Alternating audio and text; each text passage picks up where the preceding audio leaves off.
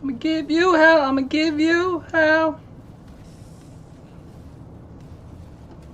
Cyber, thank you I'ma for the gift. give you hell.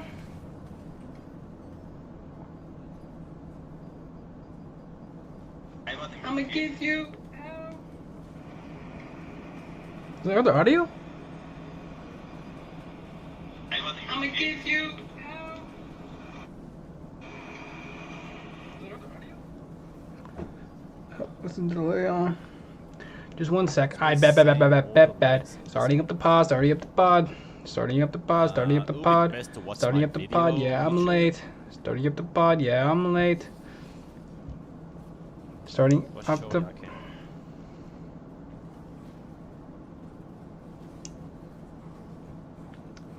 Starting at the pod. Yeah, I'm late.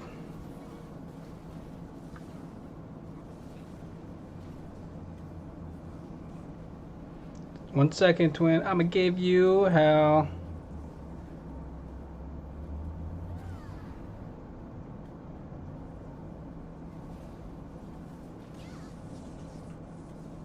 I'ma give you hell. Da da da da da da da da da da da da da. And 5, 4, 3, 2. Da da da da da da da da da da da da da da. Da da da da da da da da da da da da da. Da da da da da da da da da da da. Da da da da da da da da da da da da. I'ma give you hell. I'ma give you hell. I'ma give you hell. Stop my man. Give you hell. I'ma give you hell. Damn. Oof. How y'all doing? Starting off bang of the week, y'all. And that is give you hell. But all American rejects. I'ma give you hell. All American rejects. I'ma give you hell. Cause that's a fucking classic. We all fucking know it. I'ma give you hell. Bad. Alright. So, dang, what happened this week? Is it hot for y'all? Fuck. It's kinda hot right now. No? Any update? Oh shit, I'm not gonna lie. Yeah, but okay, starting late this week on this pod. Had to get right back into it though. What are we doing? Right now?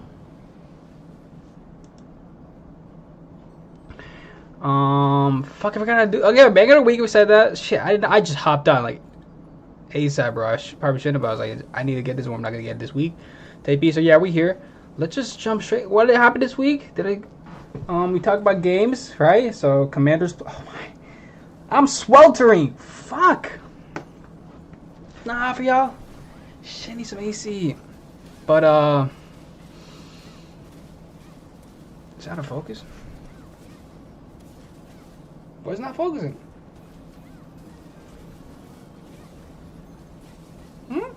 What's happening? I'ma give you hell. Yeah, but I'm on this power right now. Damn, nigga forgot to talk. But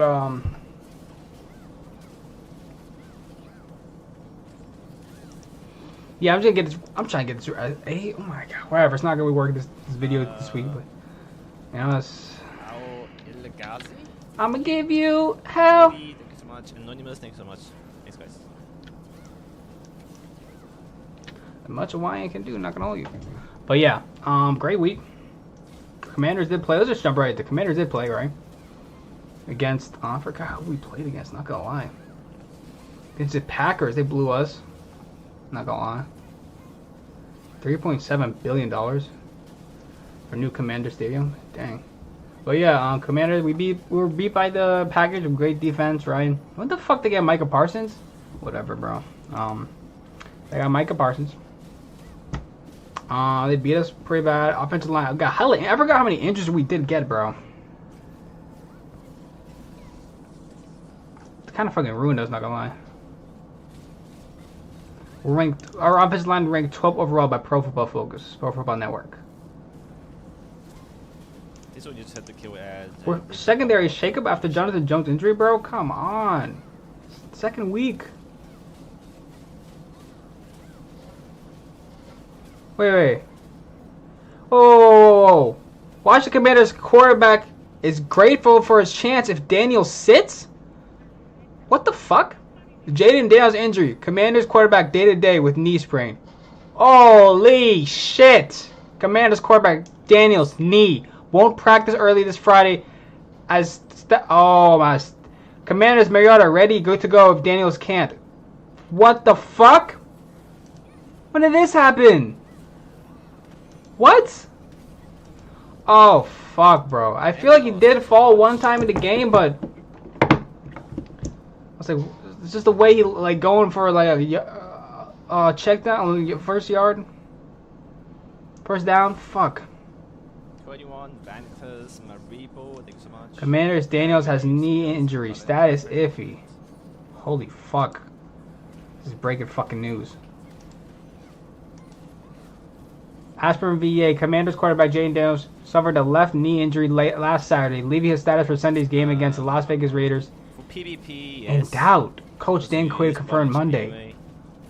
PvP, Quinn did not specify what the injury was to Daniels' knee, but sources told ESPN's Adam Schefter that the quarterback has a sprain. Daniels is day-to-day, the coach said, adding that he did not yet know what that meant for Sunday.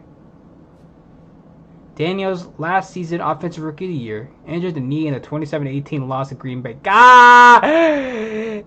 No!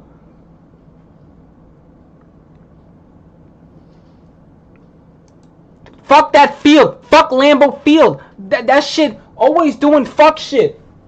What the hell? All our players got injured off that shit. What the heck? I thought it was Lambeau fucking Field. I thought this shit was iconic. I thought this shit was the best in the NFL. What the fuck is this shit? Holy fuck. Yeah. Alright. It's... Oh my... Best defense in the league is Lambeau Field. Not the Packers D, it's Lambeau fucking Field. That piece of shit. Holy fuck. Daniels last season's offensive rookie of the year injured the knee in a 27-18 loss at Green Bay. He had a large ice pack on the knee after the game and walked with a limp out of the building. A day later, he underwent an MRI that revealed no major damage. A source with knowledge of the situation said. Daniels was injured on the first play of the fourth quarter when Packers edge rusher Micah Parsons fucking bitch chased Daniels to his left. As Daniels cut, safety Javon Bullard hit him on the left knee with his helmet. Fucking other bitch. Fuck. And yeah, Eckler tore his Achilles. Yeah, we fucking... Fuck. Holy fuck. Commanders DN Wise injury ends year.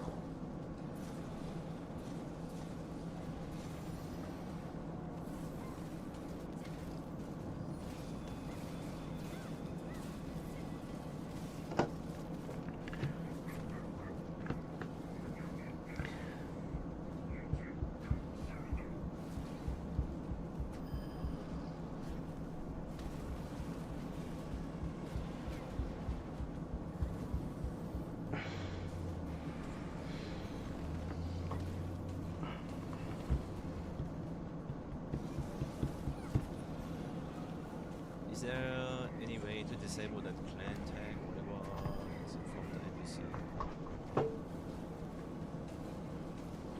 Should be able to in options. I never really looked at it. What do you think about the staff deco for PB content? Trash.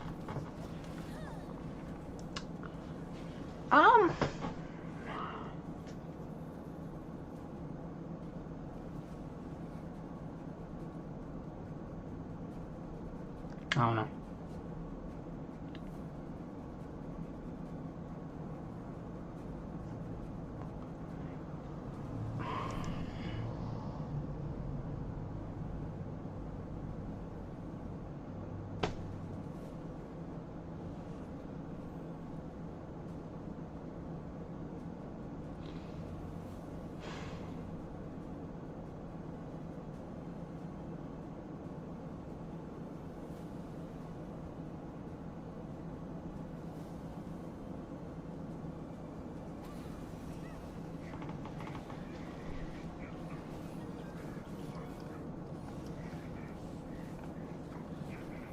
Am I gonna read the rest of this? Okay.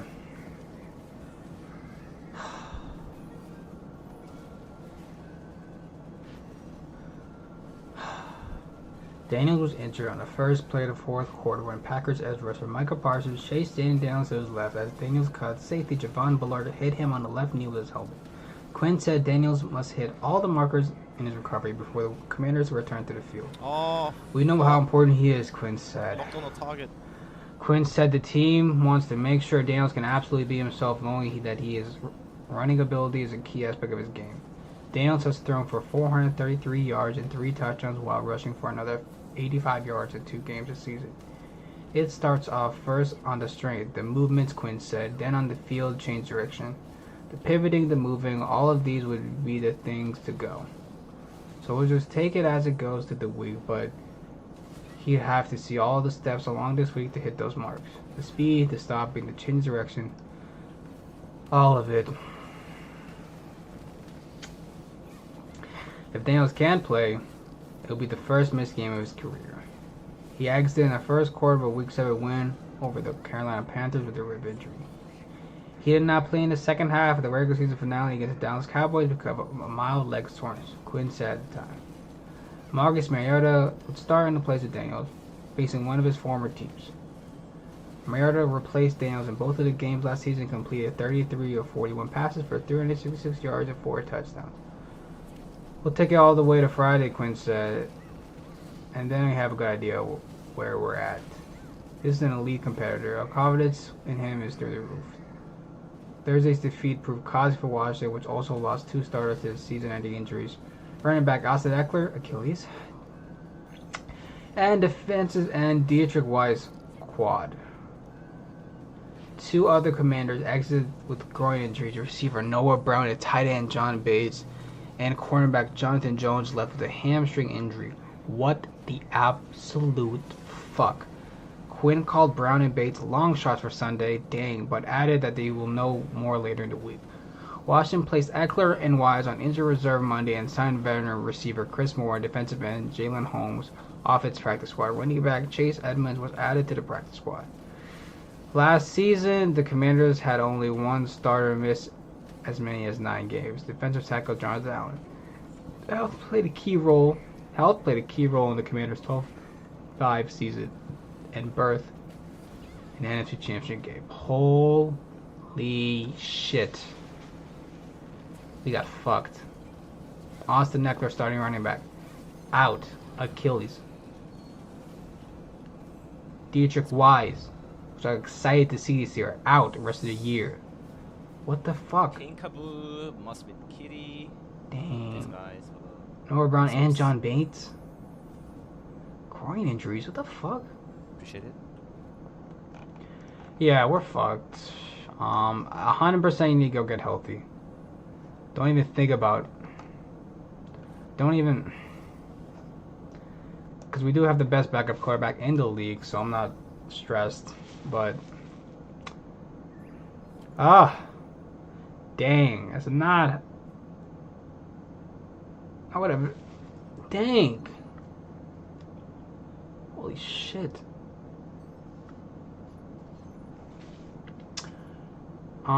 Fuck. I don't know.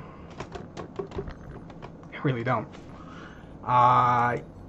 He's not playing this week. We know that. Jaden Daniels. Let me talk. Jaden Daniels not playing this week. Rest him automatically. We're playing Mariota. Okay. And then we got what? Josh Johnson is the 3rd string, so we're fine on quarterback play. And it's against the fucking Raiders. But yeah, Not I have a stressed. guide on my Unless they YouTube. revamp their game. So basically, if you kill Holy the shit. ad, you assign 2 people to kill the ad. If you kill the ad, you get a red circle. And you can find 4 this takeaways from Marcus Mariota's hidden Week 3 press yellow conference. Yeah, he's going to do press round. conference. GG's. Okay. GG's. When you find that, purple needs to go in GG's. against the purple. Commanders injury update. Dan Quinn purple hints when to Commanders could return. Yeah, fuck the Packers.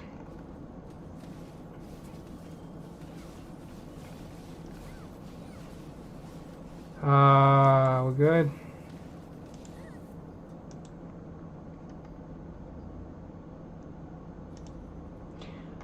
Okay. 4 takeaways from Marcus Mariota Week 3 press conference. His teammates support him.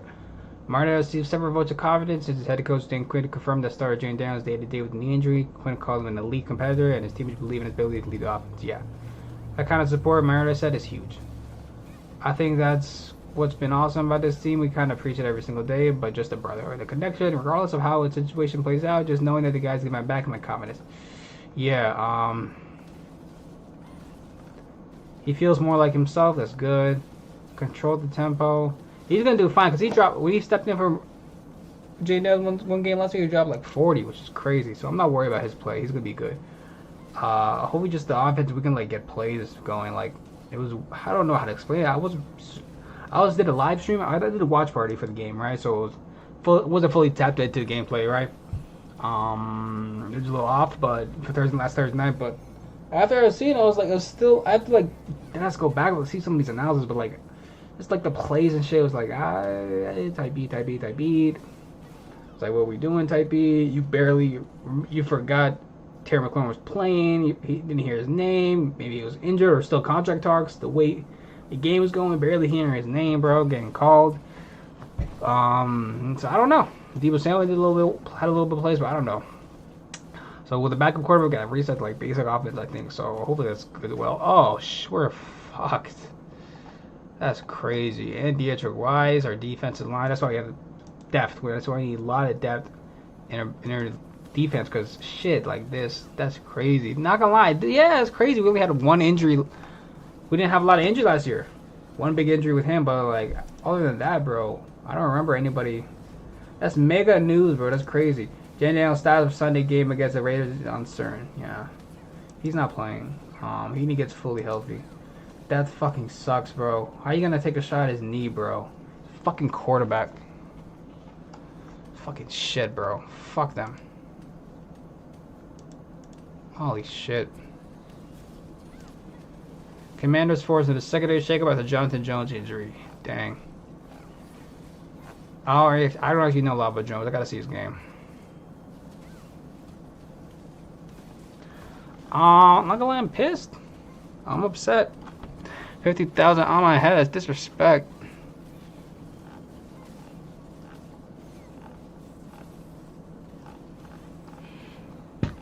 We finally just got like a back seven, bro. We just got a line. No, we just got like some players in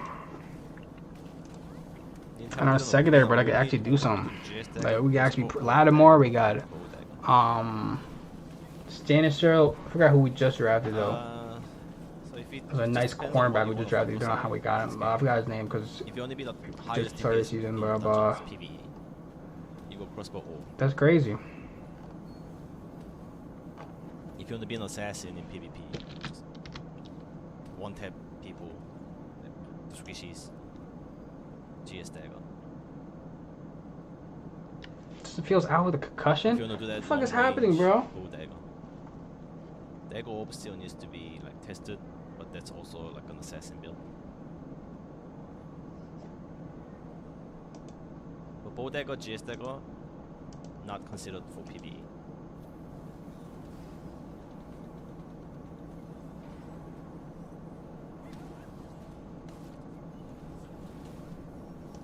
That's interesting. Commanders, okay. Interesting.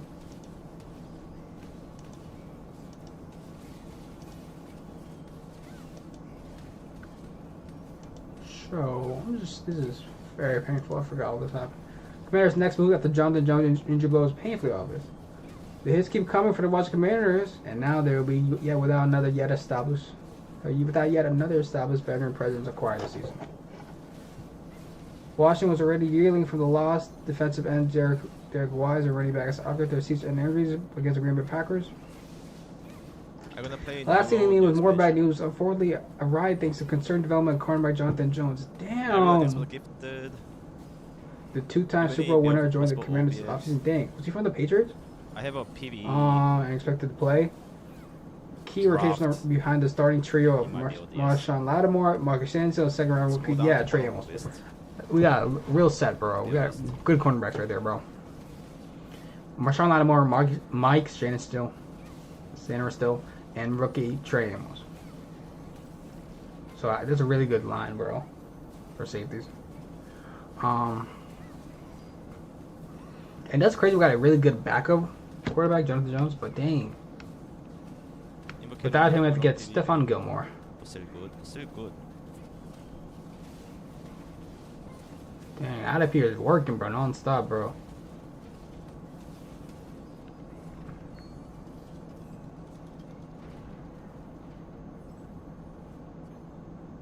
The Commanders are relying heavily on aging players at the end of their respective careers. Damn.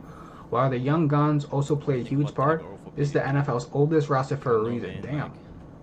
That's why giving Stephon Gilmore a call to see where things stand wouldn't be the worst idea in the world. Gilmore's credentials need no injection. He's a 2-time All-Pro, 5-time Pro Bowler, and a former NFL Defensive Player of the Year. Dang. And he also got a previous connected to Dan Quinn from time together in Dallas Cowboys in 2023. Dang, Gilmore's tough like that. After turning out last season with the Vikings, the right opportunity hasn't come along with Gilmore this offseason. He's lost a step with his elite. Look, he's in prime. Dang. NFL's oldest roster and the players who are injured are our youngest players?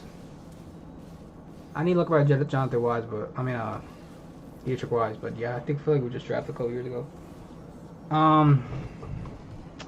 Dang. That's crazy. We're the oldest players and our young players getting hurt. That last game was terrible. What? Second week back after, so season started week 1, and then what? We get a short week, so we get no practice, no reps, and we starters didn't even really play preseason, so we go into the second week on a Thursday, so short week, right? And we got fucked? Is that what it is, really? But Jay Daniels been playing, bro. He does practice, he does all that stuff, so dang. It's many things to tell than no 따라오는. Okay, that's crazy. So we have this Stephon Gilmore we might get, and this another pick. Washington Commanders to sign edge rusher Preston Smith. Dang, returning with former second-round pick amid wave of injuries. Dang, getting Preston Smith back is kind of crazy. Who says he can't go home? The Commanders are set to sign edge rusher Preston Smith 1 decade after drafting him in the second round. I remember that, according to ESPN's Jeremy Flower. The move comes less than a week after the team lost Dietrich Wise to a season-ending quad injuries suffered in week 2 against the season-ending quad injury, bro. I haven't even heard of that. Hamstring, maybe, but dang, we just getting fucked. Smith, 32, was a 38th overall pick in 2015 NFL draft at Mississippi State. Yep. After 4 years, 24 sacks. Washington signed Packers 2019. He produced 44 sacks, 5.5 seasons, including a career-high 12 sacks in 2019. He spent the later rotation on a 24 season with the Steelers when he produced 2 sacks in 8 games. Dang. Thank you, Anonymous. Smith was one of several players who worked out for Washington on Tuesday, and he impressed enough to warrant a roster spot.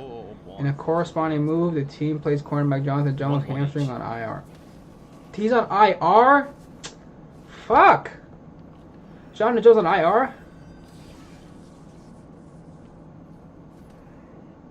The Commanders were in need of reinforcement along the defensive line after Wise's injury, which occurred when he was trying to block an extra point. Smith joined an experienced defensive end edge group that includes Dorrance Armstrong, Von Miller, Jacob Martin, Jalen Holmes, and second year pro Javante Jean Baptiste, yeah.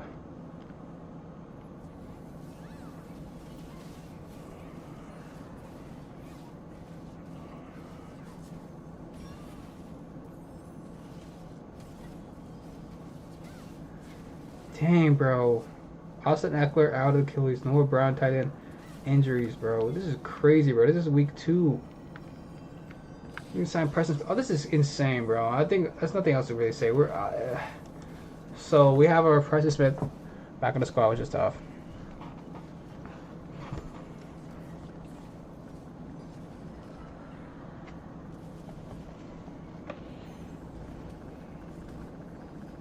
Oh, fuck, he took it.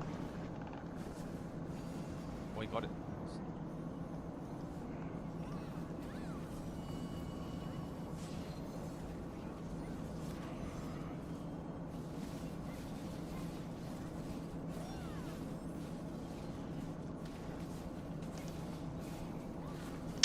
Yeah.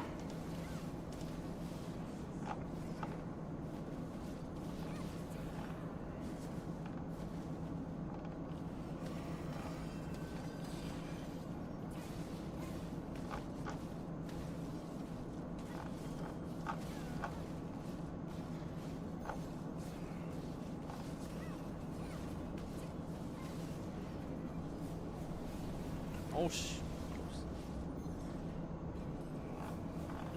This is really the NFL then, bro. Cause niggas really getting knocked. That's really how it is, bro. Damn. I don't know. It's tough to watch. Tough to hear, but fuck. Yeah. Man, was that Packers game fucking worth it? Thursday night fucking football? Cursed fucking again, bro. It's not fucking worth it. Shit. I got normal Sunday games for the next 2 weeks, and a Sunday 4 p.m. primetime game. And a Monday. Bears love Monday Night Football. What the fuck? That's crazy. Yeah, shit. Okay. Let's switch gears to the Wizards.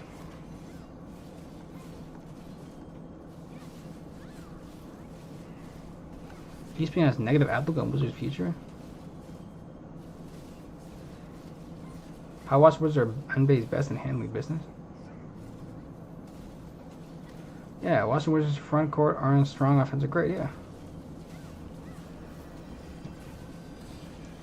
I'm gonna give you hell. I'm gonna give you hell. Washington Wizards proven to have an edge over the rest of the league. See? Tough. Gee. Tough. Let's read this.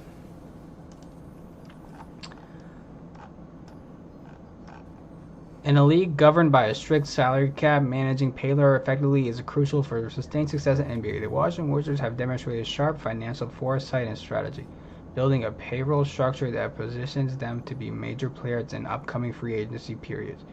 Currently, their most notable contract belongs to Chris Middleton, who stands as the only Wizard within the top 50 most expensive contract in the NBA.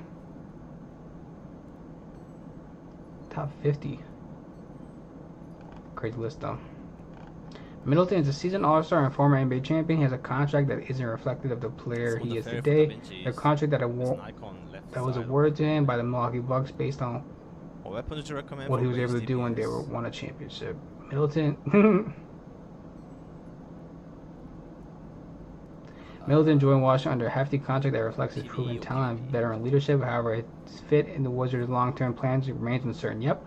Despite individual accolades, Middleton's presence on the roster appears to be more strategic than financial. Damn.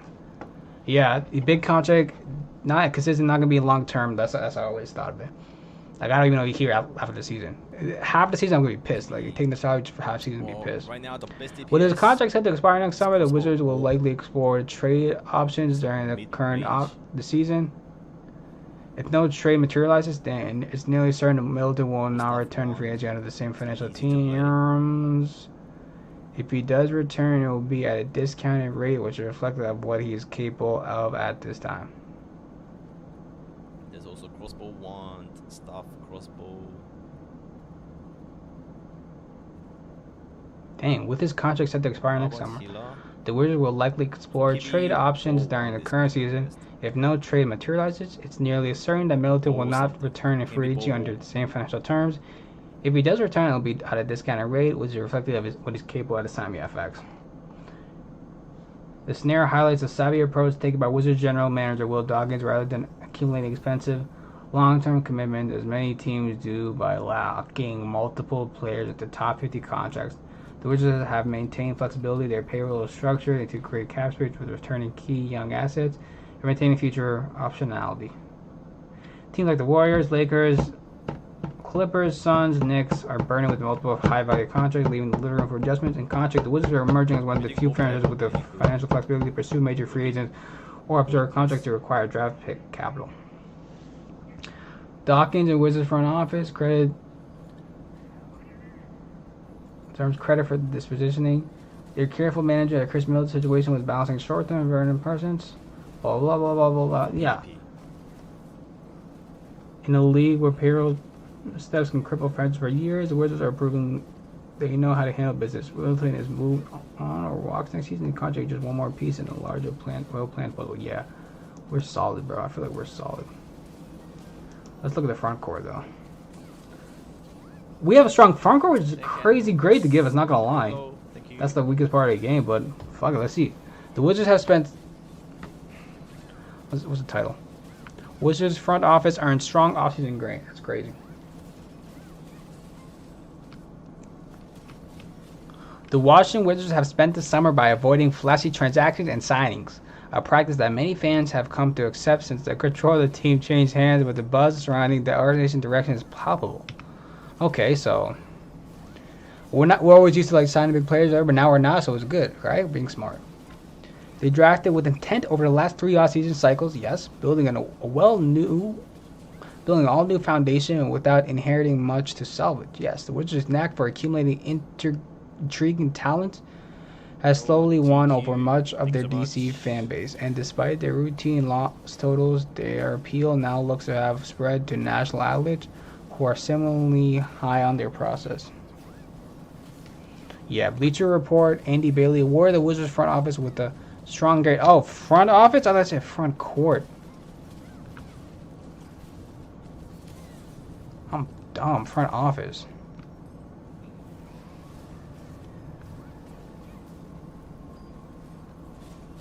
The grading front office? That's crazy. Bleacher Report, Andy Bailey awarded Wizards front office with a strong grade when evaluating their job that every team's general manager has done over the summer months on a great potential scale. The Wizards earned a respectable 3.7 mark for their careful maneuvering, as well as a trio of A- finishes in their new additions, draft, and continuity categories. The acquisitions of both CJ McCollum and Cam Whitmore can pretty easily be sold as positives, Bailey wrote. The former allowed Washington to get out of Jordan Poole's contract, which expires a year later than McCollum's, while also giving a guard who can be traded for more in February. The latter is a classic flyer, a first-round talent who just didn't fit as first stop. Dang. Ari, thank you so much. It's funny, so many streamers are hard running on the hyper boost servers. They're gonna burn the newcomers. I'm gonna give you how other prospect heavy Wizards lost it offseason was cool in that McCollum swap. The team's top scorer, whose shots will be split among the returning perimeter guards and wings, but all the remaining ball handlers and bucket getters will benefit from the opportunity that's now opened up. As Washington now known as the league's ideal destination for prospects who couldn't make it elsewhere. Dang, we're like, if you want to make it, we're last chance you of the NBA.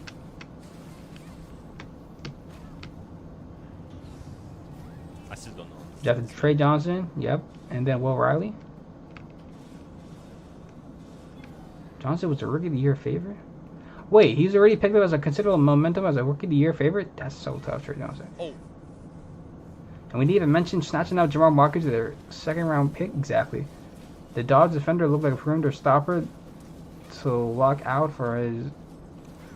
The Dodged defender looked like a perimeter stopper to lock out for NBA Summer League.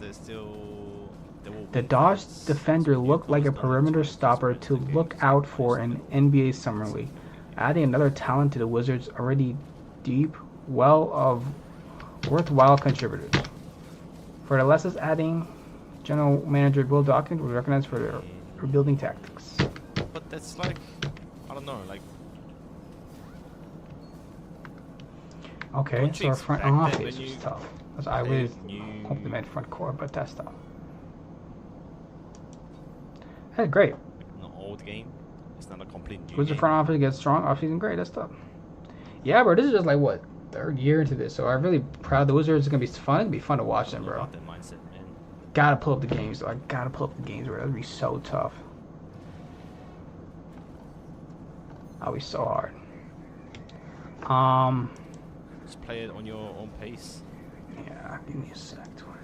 And if you get wrecked, I would play music, but he's too blind. I'm gonna get back forever. you try to find out the build and shit. Like, doesn't that motivate you? Holy sh! Hot as fuck, twin.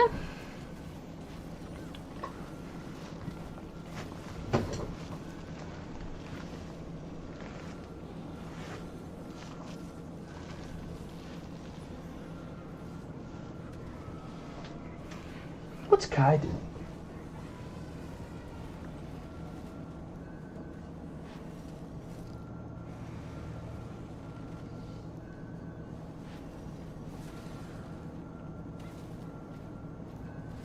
Oh, fucking target lock. Oh, just in time.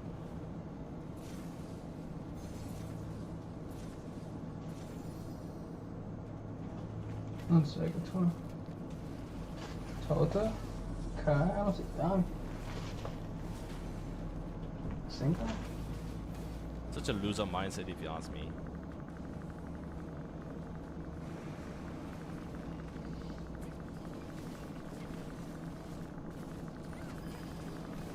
I don't think you should really worry about That's that. crazy.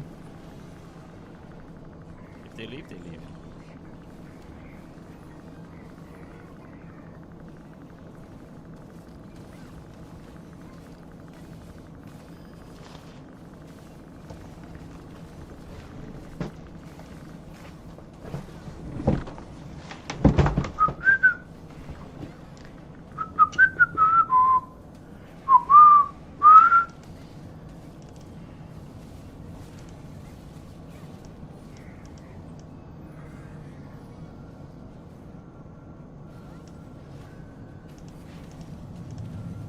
Back beds. I really don't know what's wrong with the screen. Like, what the fuck? I'm gonna fix it later, bro. Yeah, I'm gonna fix it later, bro. Other news, man. Oh my, yeah, I don't want to talk. Yep. We lost Sunday against another team. Are we doomed? Yeah, that's about it. Last one here, last one here. Back to Wizards? Shit. Okay. That's all the Man U news. Check you next week. Run it! Wizards are really tough. On up. So excited to see them play Commanders. Woof. See this by the front office need to make their moves now. They go crazy, bro, because we got insane. I don't even know, bro.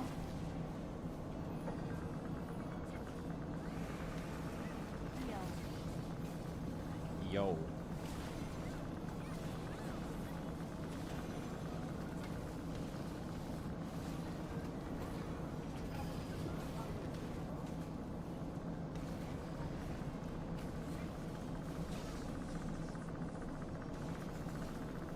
That's crazy. So, that's about it. Let me read this article. Why the Washington Wizards finally deserve our attention? Okay, Yahoo. Let's get it. Tank. Thanks for stopping. Thanks so much. To Miku. Okay. Tyrants. For over a decade, the phrase "just a process" was divided waters within the NBA sphere. The term, popularized by the mid-2010 Philadelphia Sixers, when they blatantly tanked, refers to a roster construction strategy, and they never fucking won. Remember fucking that. Remember, they never fucking won. Remember that. Philly.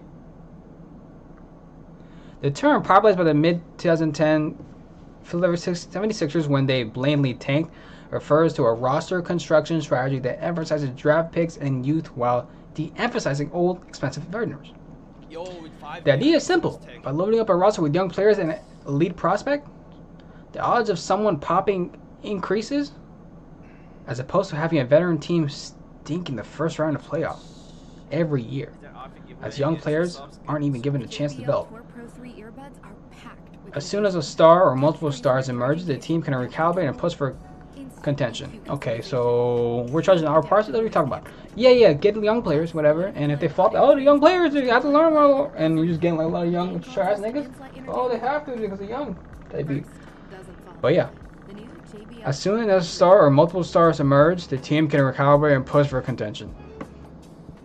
If that strategy sounds vaguely familiar, it's because the Oakland City Thunder followed the path of the Sixers and won the 2025 title after half a decade of loading up on young. Yeah, they actually deserve that, nigga. They were just loading up on players for years. Remember they had a 22, 23 pick like 2020 or 2019. I was like, what the fuck you need that shit for? That's still long ago. Now them niggas popped off and won them shit. It was crazy. Oh, wait. So we're following the OKC method, and I think we have somebody from the OKC front office too, right? On our staff. That makes sense. So Sixers did it first, didn't do it, and then Thunder really did the right way, and then did it well. So now we're following the right way. Philadelphia did find an MVP in Joel Embiid and also drafted multiple All-Stars, while the 76ers process never resulted in a championship. Part of that was also due to the league intervening, leaving the project unfulfilled. I need to look into that, actually. Oh yeah, true. I need to look into this. What? Philadelphia did find MVP in Joel Embiid and has also drafted multiple All-Stars. While the 76ers process never resulted in a championship, part of that was also due to league intervening, leaving the project unfulfilled. I need a Jimmy High Roller video. A Mike Corozama video on that right the fuck now. I probably know about it, but I just slipped my memory, but like, so I don't know now, so I need to lock into that. I'll probably react to that. Yeah, that's tough. Even with longer lottery odds now in place, as well as the NBA installing as many safe routes as possible to avoid similar approaches to roster construction, more and more teams have found logic in that approach. The Utah Jazz have made no secret to their plans to be absolutely awful. The Utah Jazz have made no secret of their plans to be absolutely awful this coming season to potentially grab a franchise player in the top 3 of next year's draft. I keep trying to like think of something to say. I gotta stop and just read. Yeah, okay. And then there are the Washington Wizards, who also would very much like to select high next year to avoid replenishing their pick to the Knicks if it falls outside the top 8. But that's not all the Wizards are doing.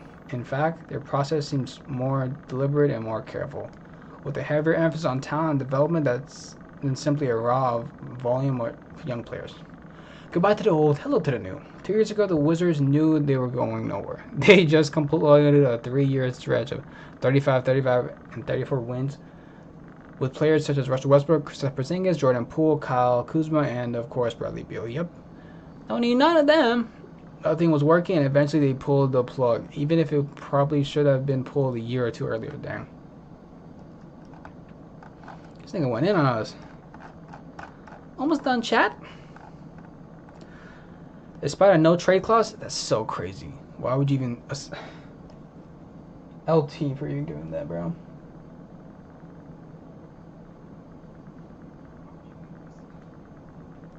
But yeah, Beal and the Wizards agreed to a framework that would send the former All-Star guard to the Phoenix Suns. Porzingis was sent to Boston, where he won the title in the first season there. Forgot about that. Westbrook was sent out in a package that brought back Kuzma, who was traded to Milwaukee in February of last season. Poole ended his Wizards tenure this offseason as he was traded to New Orleans. All in all, the Wizards cleaned house despite not receiving a plethora of picks in return. The value of their assets was at best modest. While most teams aren't interested in trading players at their lowest point, Boston decided to swallow its pride and just get the deals done in order to move forward. That's got you great. During the process, the Wizards kept making their draft selections with an eye of the future. They chose Alexander Sarr, 2nd overall last summer. Yep, and they traded for the 14th pick in Bud Carrington. That's tough, bro. Great picks, both season. And 24th selection, Keyshawn George. It's all the same year? You're lying, bro. Alex Sarr, Bud Carrington, and Keyshawn George all in the same year. And this year we got Trey Johnson, Will Riley, and Jamal Watkins. That's crazy.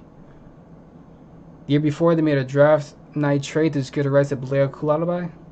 And this year they walked away with Trey Johnson and Will Riley as their main pieces. And Jamal Watkins. The Wizards are in the process of loading up on young talent per the Trust the Process playbook. But while doing so, they veered off the path ever so slightly by bringing in multiple veterans who are both costly and rather old. Yeah, Middleton and McCollum. I know. The healthy foundation. One might think veterans would block youngsters from evolving. In some cases, that's absolutely true. In the case of Washington, however, not so much. Chris Middleton, acquired in the Kuzma trade, is no longer a 30-minute player. He's older. He's been through multiple injuries, and his time to ease back has arrived. Regardless of how good he technically still is, CJ McCollum, acquired in the Poole trade, is also approaching his mid-30s. While he can certainly play 30-plus minutes per game, he isn't a player who will dominate the ball and take away opportunities from others. Both players are elite locker room guys who will take younger players under their wing and provide both comfort and encouragement. That's tough. This is a deliberate choice by the Wizards, and one that makes oodles of sense when seen through the lens of player development. By installing 2 highly respected players who are former stars that bring the right kind of ego to the team, there's a chance that accelerates and improves the development of young talent. Essentially, the Wizards made a call on establishing culture where accountability and having the right kind of leadership are prioritized. Yeah, I think so. Give me a second. Huh?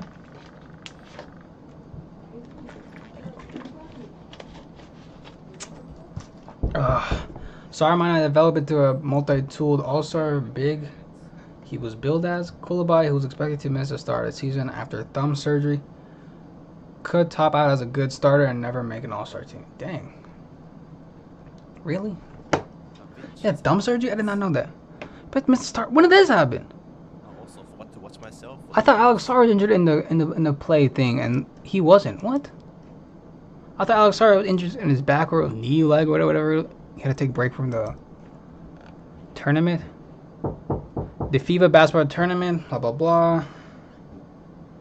Last season for the Wizards, Koulibaly averaged 12. Dang, when did he get injured? Friday, September 12th? Last week? Torn ligament, light thumb, underwear surgery to repair his injury. Yeah, at this point, like, I try to root for him, but, like, everybody's against him, and, like, he's still injured. Like, at this point, I don't know what's happening this year. And he was eliminated with 8-7 loss to Georgia. That's crazy. Nah, that's crazy. I reckon they should release So, to be honest.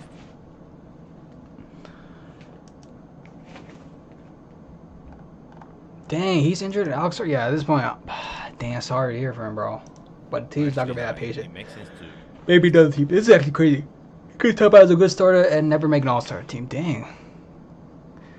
This might be his future, sadly.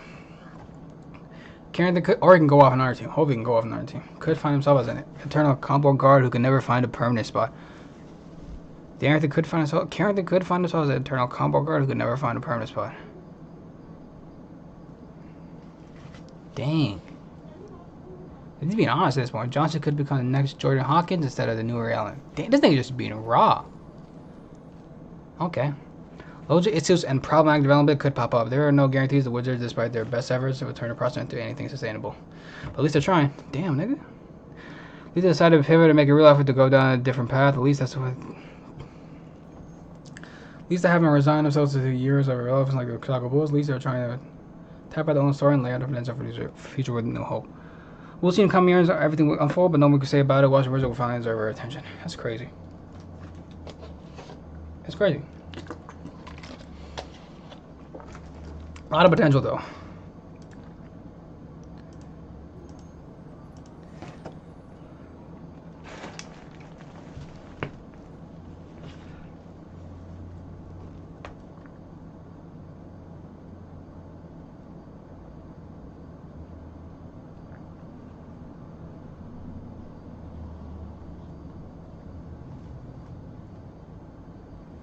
No, nothing really else. I like the dragon, but it's like this point I have nothing really else to say, not gonna lie. Yeah, so that's it. That's it this week. Next week we tap in. Commanders play, see how they play with injuries. Let's see Wizards shape up roster, and then Man U hopefully got something going.